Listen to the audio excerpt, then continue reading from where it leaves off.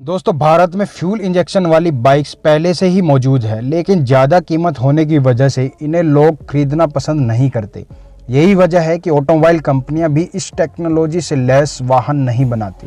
लेकिन कार्बोरेटर वाले वाहन काफ़ी पॉपुलर हैं क्योंकि ये सस्ते होते हैं। लेकिन आपको शायद मालूम नहीं होगा कि जिन गाड़ियों में फ्यूल इंजेक्शन तकनीक का इस्तेमाल किया जाता है उनकी परफॉर्मेंस और माइलेज कार्बोरेटर से अच्छी होती है। तो चलिए जानते हैं गाड़ी में फ्यूल इंजेक्शन कैसे काम करता है और इसके फ़ायदे क्या हैं।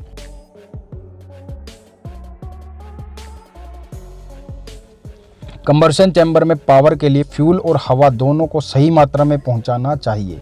गाड़ियों के इंजन में कार्बोरेटर और फ्यूल इंजेक्टर दोनों का इस्तेमाल किया जाता है, लेकिन यह दोनों ही अपने काम को अलग अलग तरीके से करते हैं। कार्बोरेटर एक पुरानी तकनीक है, जबकि फ्यूल इंजेक्शन एक नई तकनीक है।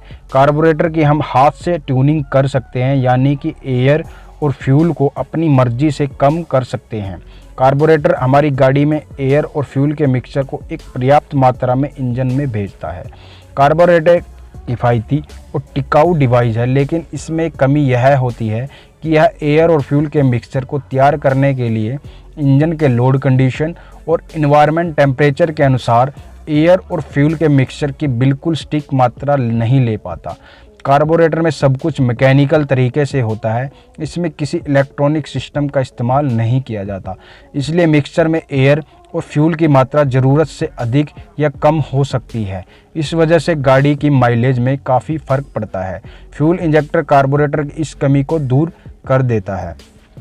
वहीं अगर हम बात करें फ्यूल इंजेक्शन के बारे में, तो फ्यूल इंजेक्शन सिस्टम इंजन के कंबर्शन चैम्बर के अंदर अलग अलग बिल्कुल सही मात्रा में फ्यूल और एयर को डायरेक्ट इंजेक्ट करता है। फ्यूल इंजेक्शन सिस्टम में यह काम इलेक्ट्रॉनिक तरीके से होता है, क्योंकि आजकल जो न्यू टेक्नोलॉजी वाली गाड़ियां आ रही हैं उनमें काफ़ी सेंसर का इस्तेमाल किया जाता है। इन सेंसर की मदद से मिलने वाली डेटा बता देती है कि इंजन को कब कितनी मात्रा में फ्यूल और एयर चाहिए। इस तरह यह सिस्टम इंजन को उसके लोड कंडीशन और वातावरण के टेम्परेचर के अनुसार एयर और फ्यूल की बिल्कुल सटीक मात्रा देता है। डीजल इंजनों में फ्यूल इंजेक्शन सिस्टम का इस्तेमाल 1920 के दशक से होता आ रहा है। पेट्रोल इंजन वाली कारों और बाइक में इसका चलन बाद में हुआ। आज फ्यूल इंजेक्टर बड़ी तेज़ी से कार्बोरेटर की जगह ले रहा है। कार्बोरेटर को एक सामान्यतः मैकेनिक भी आसानी से साधारण टूल्स की मदद से ठीक कर सकता है, या फिर ज़रूरत पड़ने पर कार्बोरेटर के पार्ट्स बदले भी जा सकते हैं। खराबी आने पर कार्बोरेटर सस्ते में रिपेयर हो जाता है और पूरा कार्बोरेटर रिप्लेस करने की ज़रूरत नहीं होती, और अगर पूरा रिप्लेस भी करना पड़े तो वो अधिक महंगा नहीं होता। जबकि modern fuel injection electronic system की मदद से काम करता है। खराबी आने पर इसको पूरा ही रिप्लेस करना पड़ता है, और इसकी छोटी मोटी रिपेयर के लिए भी एक अच्छे ट्रेंड मैकेनिक की ज़रूरत पड़ती है। फ्यूल इंजेक्शन कार्बोरेटर की तुलना में महंगा होता है, लेकिन फिर भी आजकल वाहनों में फ्यूल इंजेक्शन का इस्तेमाल हो रहा है, क्योंकि इससे गाड़ियों को कार्बोरेटर की तुलना में अच्छी माइलेज मिलती है और इंजन की जो उम्र है वो भी बढ़ती है।